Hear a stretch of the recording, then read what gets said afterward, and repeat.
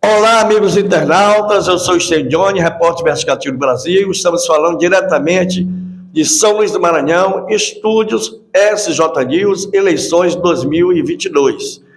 Hoje teremos um sabatinado muito especial. Ele foi secretário de Segurança do Estado durante 7 anos e está candidato a deputado federal, com a missão de criar novas leis junto com seus pares para diminuir a criminalidade no país e combater a violência. Vamos chamar o ex-secretário de Segurança do Maranhão, doutor Jefferson Portela. Doutor Jefferson, cordial boa tarde. Muito boa tarde, Estênio, a você e a todos que acompanham o teu programa. Bom, vamos começar a sabatina falando da sua campanha. Estamos aí já na semana que antecede as eleições. Como é que está a campanha de Jefferson Portela no Maranhão? Estênio, nós fazemos uma campanha modesta, diante daquilo que temos como meio de trabalhar do ponto de vista eleitoral. Uma campanha muito modesta realmente. Nós trabalhamos dialogando com as pessoas, conversando sobre o que é a política, o que a política faz e quais consequências nós teremos de acordo com as ações dos políticos. No meu caso, apresentamos o nosso nome para uma candidatura à Câmara Federal, que eu entendo que não é meramente o trabalho legislativo a essência da atividade parlamentar. É o poder legislativo, mas está dito que os poderes devem buscar um relacionamento harmônico. E esse poder de relacionamento harmônico não é uma troca de figurinhas entre autoridades. Isso não é importante do ponto de vista do que a sociedade espera, mas sim um relacionamento institucional que possa harmonizar de acordo com as decisões de cada poder isoladamente ou os poderes integrados na defesa da cidadania. Nós temos que lembrar uma coisa: as autoridades públicas exercem a autoridade em nome do povo. O poder emana do povo. Nós somos representantes. Portanto, a autoridade maior de um país é o seu povo e, em nome dele, tudo deve ser buscado do melhor jeito possível. Candidato, agora vamos falar dos projetos em uma eventual vitória na Câmara Federal. Eu sou um profissional de educação e um profissional de segurança. Mas mais do que isso, eu sou cidadão que mora num país. Aqui eu tenho meus filhos, espero ter meus netos, vivem os meus amigos, os meus pares, os meus colegas, vive o povo brasileiro. Então é claro que nós temos uma dimensão da compreensão internacional da relação entre os países. Nós temos que exercer a nossa soberania naquilo que defenda a qualidade de vida do povo brasileiro. E devemos buscar uma integração mundial também em defesa de tudo aquilo que seja benéfico para a população mundial e para a população do nosso país. Buscaremos um relacionamento internacional forte para defender interesses coletivos. É preciso parar com essa bobagem de que o nacionalismo importa em ser inimigo de outro povo. Isso não existe. Nós temos o nosso nacionalismo para organizar a nossa casa, mas nós não precisamos destruir a casa alheia para ser nacionalista. Nós podemos nos relacionar com qualquer país do mundo. Por exemplo, aqui nós temos Alcântara, um centro de lançamento de foguetes. Nós podemos discutir isso, de qual o melhor jeito possível para que seja bom para a humanidade e, notadamente, para quem está aqui no estado do Maranhão. Nós temos aqui uma série de produtos naturais que podem ser trabalhados, gerando renda para o povo do Maranhão e benefício do resultado para a população do mundo. E isto é importante e é um ponto de equilíbrio. Então, nós temos um olhar para fora do país, no que diz respeito às relações econômicas, mas considerando, sobretudo, a prevalência do interesse social. E no país, nós pregamos um controle das nossas fronteiras com os países vizinhos para impedir a entrada de objetos ilícitos, produtos do crime, como drogas, armas, produto de roubo e de furto, e qualquer coisa que venha prejudicar a vida do povo brasileiro, do ponto de vista do controle das nossas fronteiras. Nós sabemos da tragédia humana que é a venda de drogas ilícitas, desnaturando as relações familiares e as relações sociais. Portanto, é preciso haver um controle real, parar de formalismo infantil, formalismo bobo, de que uma instituição faz aquilo e aquilo faz outra. Não, nós temos que juntar força numa ação supra-institucional para ter o controle real das nossas fronteiras. Por exemplo, as nossas forças armadas têm que aplicar a lei de abate nesses aviões clandestinos que entram com droga aqui. Tem uma lei que permite isso. Se a lei permite isso e ela é aprovada em nome do povo brasileiro, vamos aplicar na prática a lei para garantir a liberdade do nosso povo em relação à circulação de drogas ilícitas. Mas isso tem que ter um conjunto de ações integradas, judiciário, legislativo, Ministério Público e sociedade civil, sim, sendo ouvida e opinando para o povo dizer o que quer. Se o povo é soberano e tem autonomia, ele deve ser ouvido para a vida e a qualidade de vida que ele quer ter. Então, nós trabalharemos com todas as pastas: educação, produção, agricultura familiar, produção em todos os campos para que o brasileiro tenha renda. A dignidade humana importa em garantir trabalho e renda às pessoas. Eu sou a favor de todos os programas sociais, não sou contra nenhum deles, mas eu entendo que eles são uma ponte, uma passagem entre a dificuldade e o exercício da cidadania. Mas ele deve ser substituído por uma renda permanente, onde o cidadão trabalhe, ganhe um salário digno para sustentar a si e a sua família. Isso se chama de um salto de qualidade na condição de vida das pessoas. E é importante o Estado olhar isto como uma meta a ser alcançada. Não é um mero programa para ficar sendo balançado uma hora por um presidente, outra hora por outro presidente e outra hora por muitos que querem ser presidente da República. É agir em concreto. As coisas são feitas fazendo, não é falando que vai fazer. Senão as coisas nunca vão acontecer. Um projeto é uma coisa, a obra edificada é outra. Eu estou falando que é preciso edificar o edifício da cidadania dos brasileiros e brasileiras, para que as pessoas possam ter qualidade de vida, independente de alguém passar na porta de sua casa e lhe dar uma cesta básica. Bom, falando de segurança pública, a sua gestão na Secretaria de Segurança Pública do Maranhão teve como um dos marcos maior a retirada, principalmente de São Luís, da lista das 50 cidades mais violentas do mundo. Hoje, com o novo governo, segundo as pesquisas, o que tem se noticiado nas redes sociais, há um aumento significativo na segurança pública do Estado. Há um aumento na violência, na criminalidade, nos bairros, no interior do Maranhão. Então, uma pergunta. Geralmente, o pessoal pensa assim, doutor Gerson vai se eleger deputado federal. Uma vez eleito, o senhor vai ficar em Brasília como deputado federal, ou se o senhor receber um convite do senador Wellington Rocha, se ele foi eleito governador, o senhor voltar a ser secretário de Estado de Segurança Pública, o senhor aceitará esse convite ou vai permanecer em Brasília e lá em cima contribuir juntamente com seus pais para dar maior segurança ao Estado do Maranhão e aos outros estados brasileiros? Repórter Estênio, eu digo o seguinte: com mais de 30 anos, 3 décadas de serviços públicos no Estado, eu me considero uma pessoa de Estado. E por tudo aquilo que nós obtivemos do Estado, como funcionário público, como servidor, sustentando a nossa vida, a nossa família, em trabalhos pagos pelo Estado, mas com serviço prestado, com dedicação, eu lhe digo que eu me sinto uma pessoa de Estado, por aquilo que a gente acumulou nessas 3 décadas de serviço público. Então, de modo que eu não me preocupo tanto com a minha conveniência pessoal. E não digo isso por fantasia, para agradar ninguém, principalmente em tempo de eleição. Eu pretendo trabalhar muito no Parlamento Federal, mas se houver uma necessidade, por conta de uma subida de práticas criminosas, e se a nossa experiência for útil em voltar para dar combate a isto, nós voltaremos de imediato.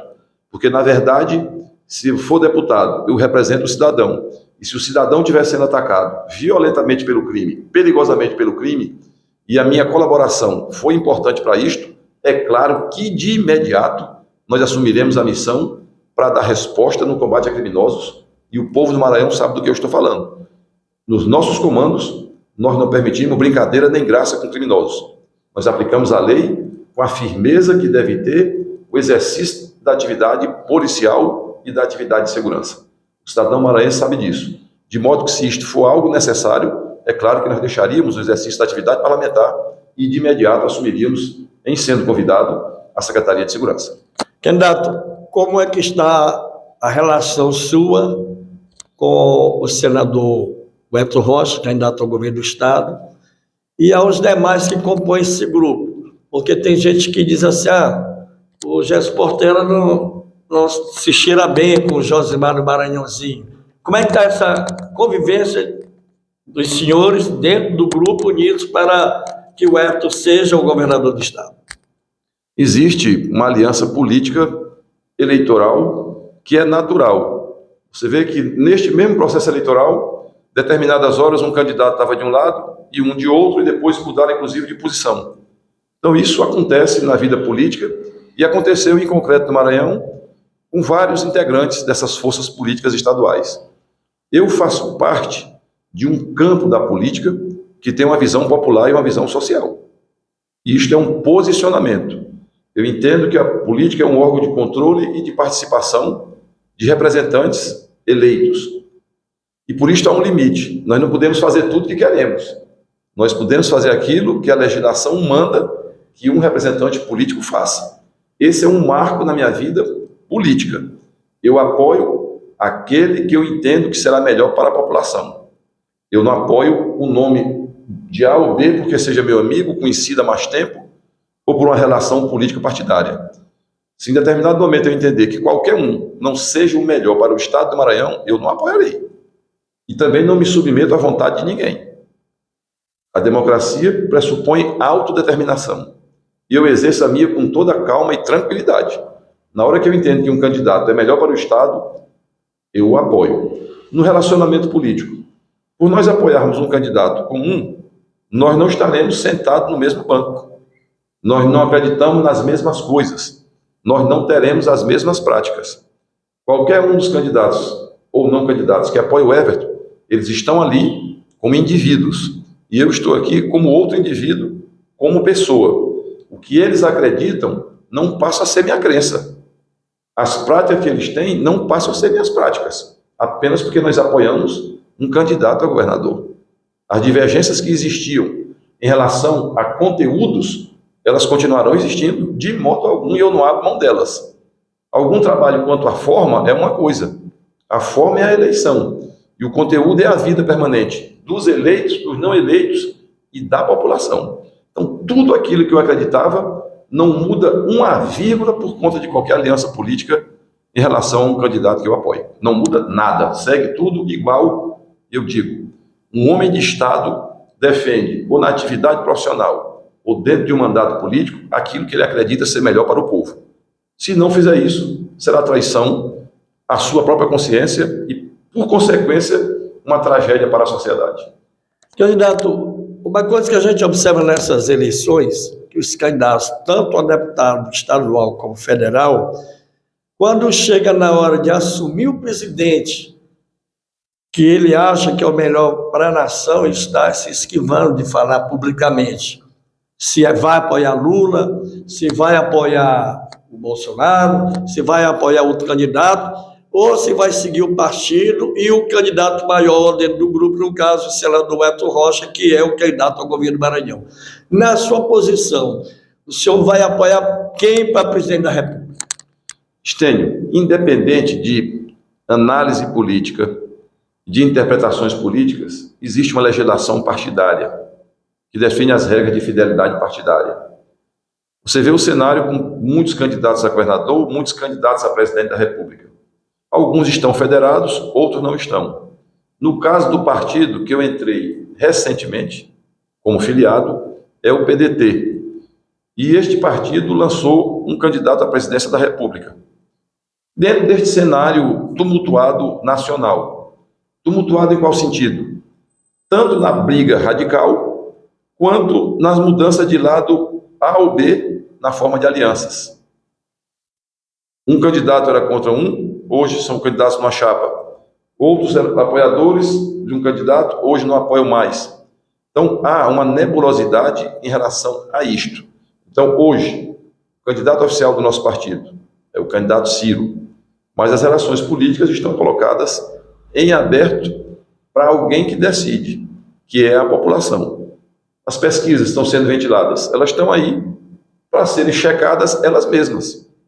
Daqui a pouco nós vamos pesquisar se as pesquisas estão certas. Como? Através da votação do candidato, dos eleitores, no dia 2 de outubro. Então, assim, é um cenário no qual nós temos certos limites legais e partidários sobre o candidato que está colocado para ser votado e para se fazer a campanha. É o meu caso, o partido que eu estou filiado tem um candidato a presidente da República.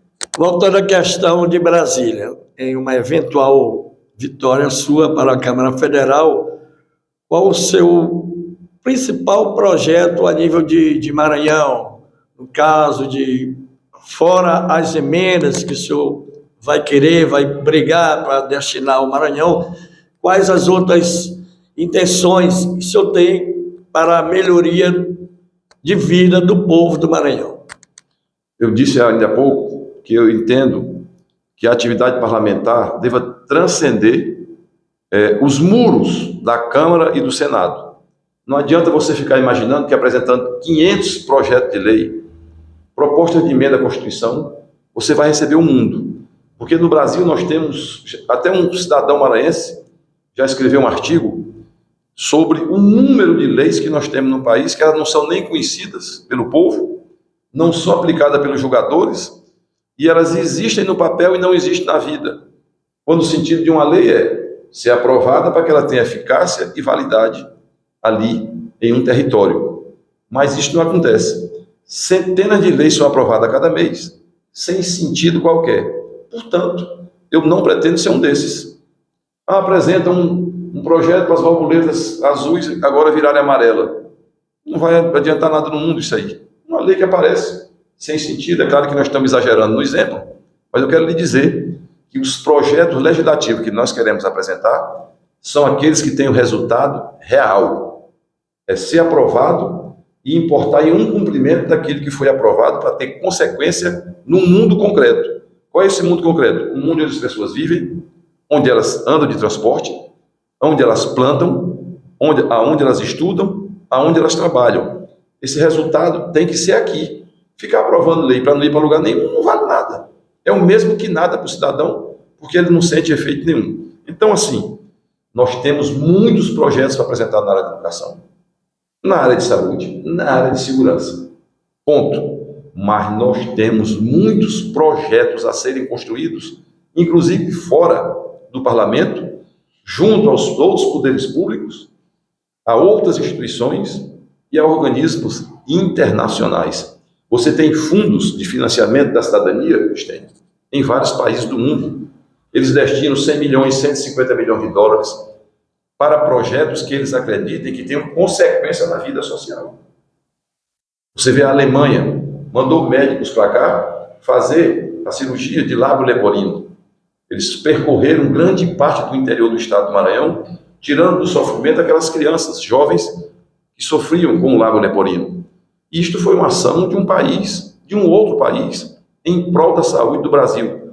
Nós temos que ter clareza sobre este campo de relacionamento fora da mera atividade partidária, do tumulto de quem aprova e de quem não aprova, de quem apresenta, mas não é aprovado. Sair disso e fazer com que as condições dentro do poder político, seja legislativo, executivo ou do poder judiciário, tenham efetividade no sentimento do cidadão. Mas não é só no desejo dele, é ele sentindo que a casa dele está melhor, sua rua está melhor, a sua saúde está melhor, o seu filho está encaminhado através de uma educação qualificada e o seu futuro possa ser previsível, substituindo a certeza de uma vida melhor do que a certeza de que hoje nós temos 5 milhões de brasileiros que hoje não vão comer. Quando nós estivermos jantando aqui, tem gente revirando lata de lixo no país.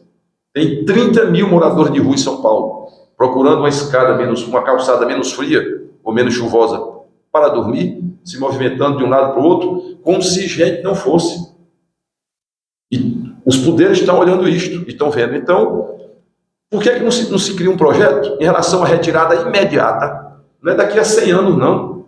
Por que não se aprova de imediato uma ação com as 30 mil pessoas que estão na rua?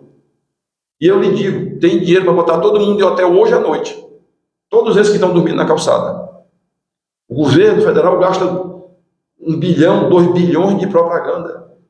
Com 2 bilhões você tirava 30 mil pessoas. 100% das pessoas que estão na rua de São Paulo. Eu estou citando São Paulo, porque é o estado que tem o maior número de moradores de rua. Isso valeria para todo o país. Cadê um projeto dessa natureza?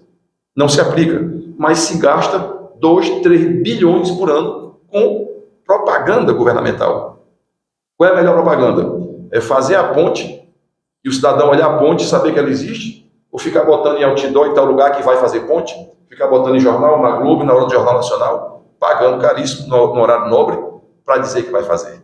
Então não tem sentido. São essas concretudes que nós queremos levar para dentro da política. Você sabe que na minha própria área de segurança, nós tivemos ações de cidadania para garantir segurança, invertendo a lógica de bota a polícia para gerar segurança. Por exemplo, nós tínhamos 3 mil alunos em algumas escolas militares. Hoje nós temos 32 escolas militares com 17 mil alunos. A coisa muda de figura.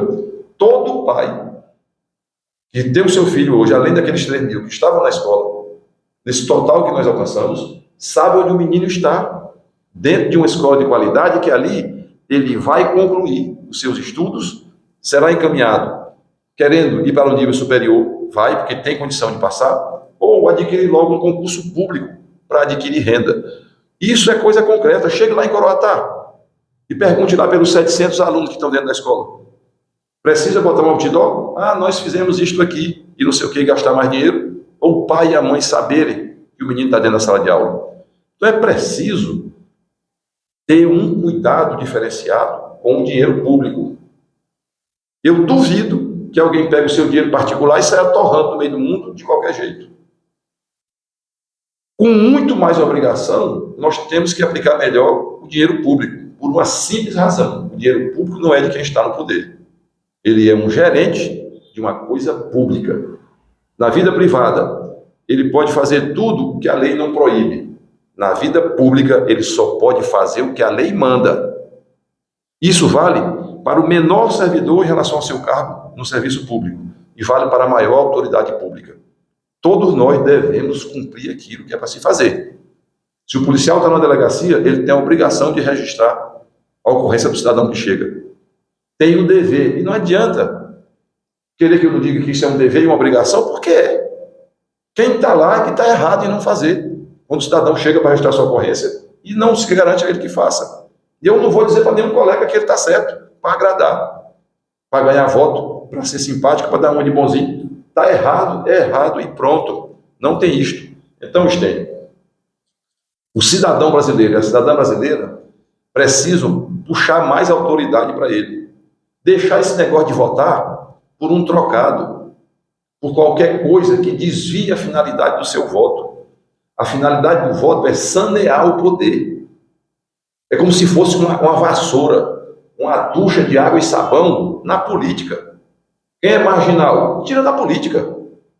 Não tem sentido a população olhar um sujeito marginal e mantê-lo na política.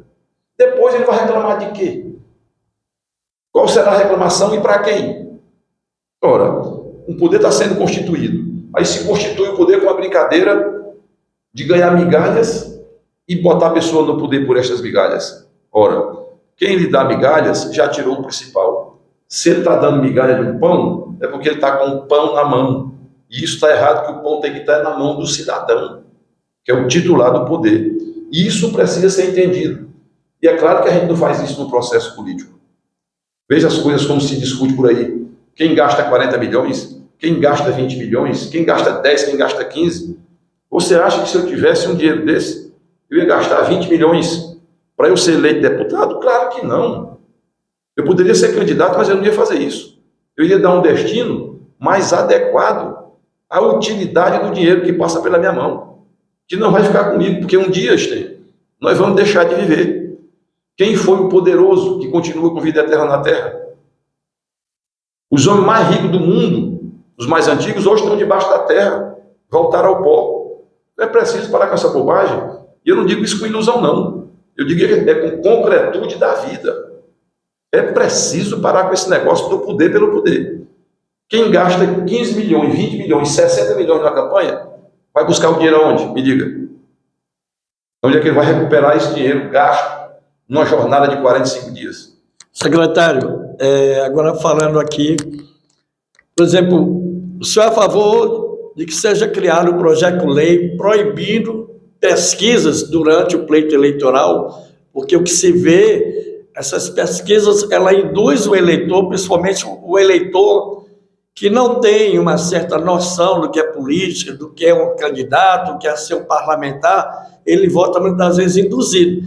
Então, da mesma forma que proibiram os showmícios, né, que quem tinha dinheiro contratava Chiclete com Banana ou Roberto Carlos, e quem não tinha, não contratava ninguém, perdia bem aí. E hoje a gente lida com essa problemática, que é essa pesquisa com esses resultados que só serve para induzir aqueles eleitores que não têm noção do que é política.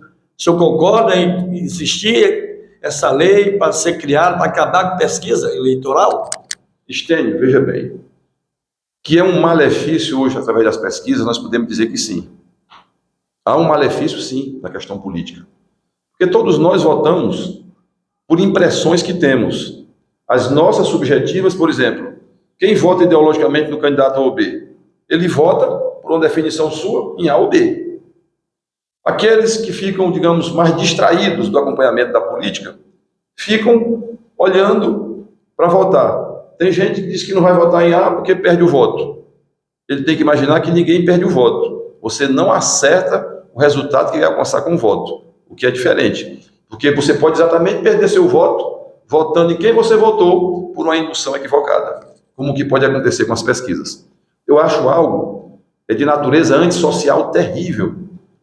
Um estudo de pesquisa divulgar uma coisa e outro divulgar outra no outro dia ou no mesmo dia 100% diferente. Porque nós estamos falando da mesma coisa. A bandeira do Flamengo é vermelha e preta. A do Vasco é branca e preta. Eu não posso amanhã pegar a bandeira do Vasco, ela é vermelha e preta. Não, mas de tarde não é mais. Já voltou a ser azul ou era amarela. Não existe isso aí. Você cria um tumulto e uma confusão. Portanto, você já viu pesquisas aqui no Brasil, onde no Rio Grande do Sul e na Bahia, foi divulgado que um único candidato que não tinha chance para ir para o segundo turno, terminou ganhando a eleição no primeiro. Se não me engano, Germano Rigoto, no Rio Grande do Sul, e acho que talvez o atual governador da Bahia. Então, um tempo foi dado que não tinha chance de ir para o segundo turno, e os dois ganharam no primeiro. Ora, então, aonde foi feita essa pesquisa? Não tem sentido. Aqui no Maranhão mesmo você viu 2 senadores que não tinham chance alguma, candidatos, de atingirem vitória para o Senado, foram o primeiro e o segundo mais votado. Então não tem sentido. Agora mesmo você vê pesquisa para o governador, dando uma larga margem de vantagem para um, e outro dando empate técnico. Então, assim, não deveria alguma autoridade pública aferir isto e saber se há fraude? Fraude é crime.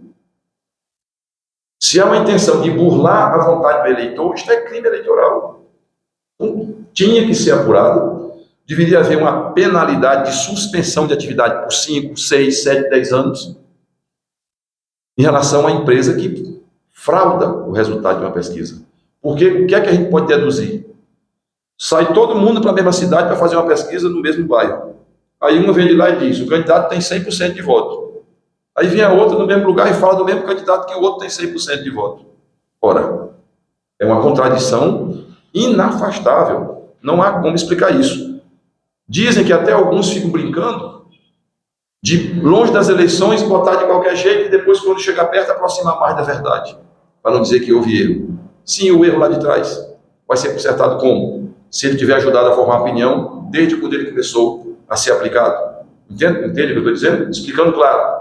Há 6 meses, todo mundo bota resultado diferente, porque vai ter tempo de corrigir quando chegar perto da eleição.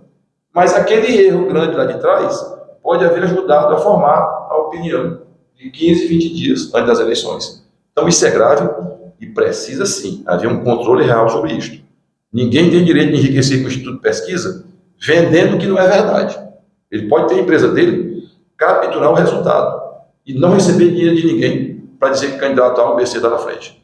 Porque o que é que ele não leva a suspeitar? Não sou eu que acho isso, não. São vários resultados muito diferentes de vários institutos. Candidato, agora o eventual segundo turno. É claro que o senhor, todo o seu grupo, e os aliados do senador Everton contam com o Everton Rocha no segundo turno. Uma vez não dando o Everton Rocha no segundo turno, o senhor vai apoiar o candidato Laércio ou o candidato Brandão, ou o senhor vai ficar neutro, ou então o senhor vai apoiar o candidato que o seu grupo político vai apoiar? Como é que fica a questão? Eu vou lhe responder com o que eu acredito que acontecerá no dia 2 de outubro.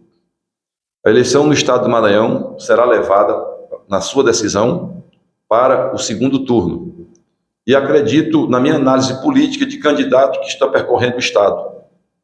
Eu estou andando norte, sul, leste, oeste. Cheguei de madrugada da região Tocantins, vindo, parando nas cidades. Então, assim, há 3 candidatos nas 3 primeiras posições. E 2 deles representam os 2 maiores grupos políticos, embora um terceiro haja surgido e trabalhado pelo Estado. Mas existe uma composição de 2 grandes grupos que se enfrentam hoje. E eu acredito que os 2 candidatos destes 2 grandes grupos irão ao segundo turno. E acredito numa vitória grande do senador Everton Rocha, candidato a governador do estado do Maranhão, no segundo turno, por conta hoje há uma divisão da oposição. No segundo turno haverá uma soma, na linha do que eu estou dizendo, dos nomes que eu acredito que são aqueles que irão saírem vitoriosos no processo do primeiro turno. E eu acredito, teremos no segundo turno o senador Everton Rocha e o candidato, que é o governador em exercício, Brandão. E acredito numa grande derrota do candidato Brandão ao governo do estado no segundo turno. E digo isso além de estar politicamente trabalhando neste sentido, de colocar uma candidatura popular no governo do estado. Digo isto olhando o cidadão maranhense, que observa o quadro e toma posição.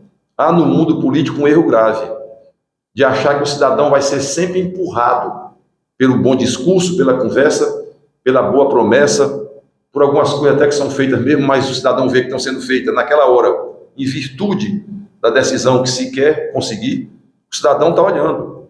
O cidadão tem WhatsApp. O cidadão tem acesso à internet.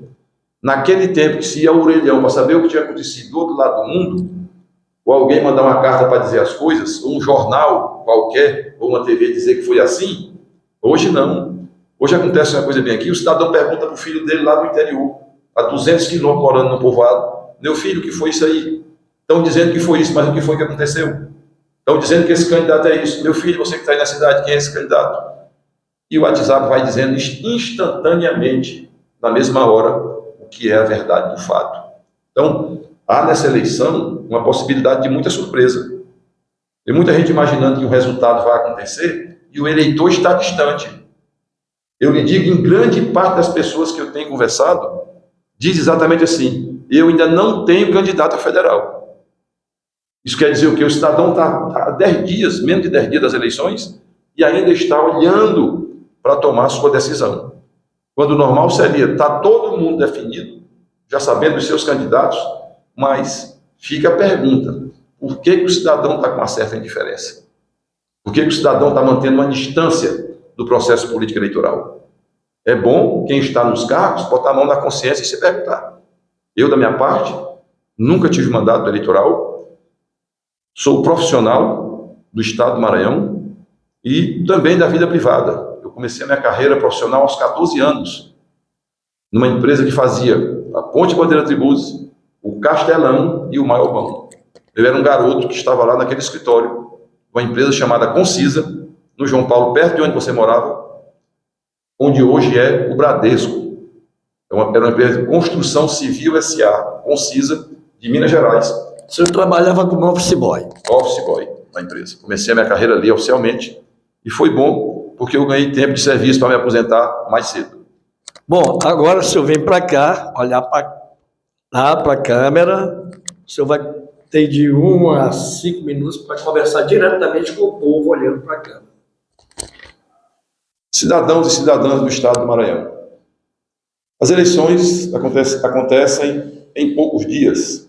Nós teremos no dia 2 o processo de votação, a divulgação do resultado, e para o cargo de deputado federal, a decisão será conhecida para todos no dia 2 de outubro, embora haja segundo turno, provavelmente, para governador do Estado do Maranhão. Todos, homens e mulheres, que vão participar do processo, devem olhar com critérios. É aqueles que se apresentam como candidatos. A trajetória de cada um é um direito do cidadão avaliar e julgar. As eleições acontecem a cada 2 anos para que o cidadão tenha uma chance de se indicar, de sanear, de limpar o exercício do poder político. Às vezes mantendo quem trabalha muito bem, às vezes colocando alguém que queira trabalhar bem, mas sempre com o dever cívico do cidadão de retirar do exercício da vida pública aqueles que são detratores, traidores da vida social, aqueles que têm uma conduta deletéria, prejudicial com o exercício do cargo que tiveram a honra de ser escolhido para exercer.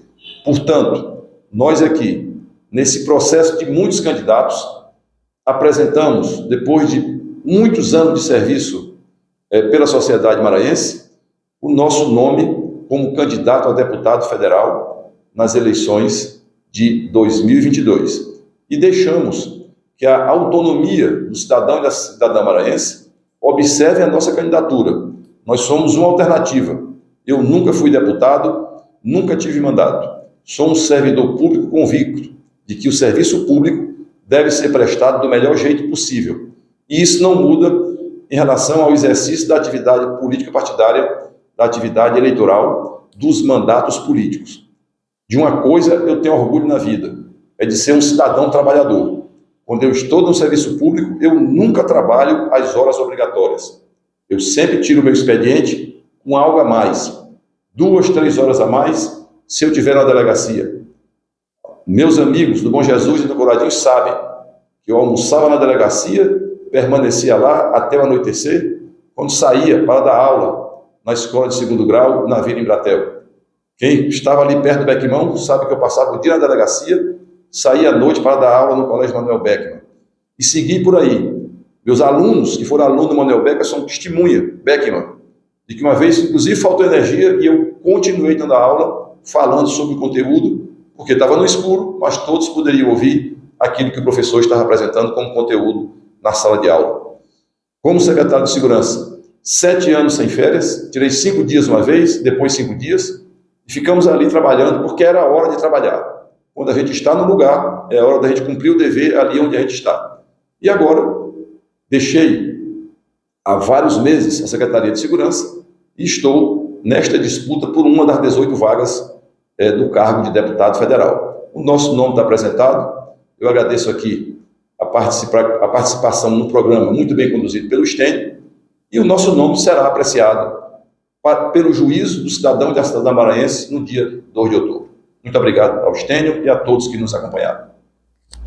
Doutor Jefferson Portela, o meu cordial obrigado por ter participado desta sabatina e falar um pouco dos seus projetos, da sua campanha, sobretudo voltado para o povo, para a população maranhense.